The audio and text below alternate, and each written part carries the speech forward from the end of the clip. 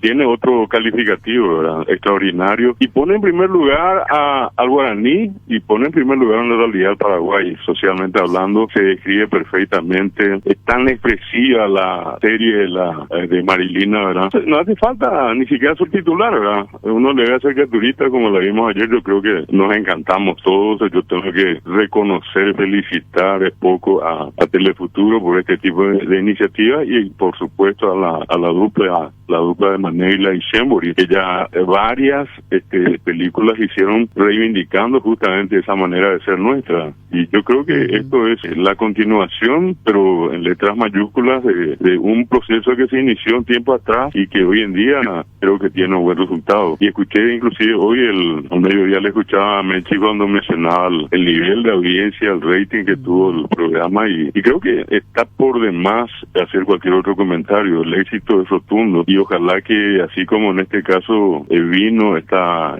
serie dedicada a Marilina, puedan venir muchas otras más, porque al fin y al cabo es una manera de reconocernos, de darnos cuenta quiénes somos. De mi tacuña yo ni para que iba ni ponaja o que ni cane ahí de o cuando yo bajé en guajija ya o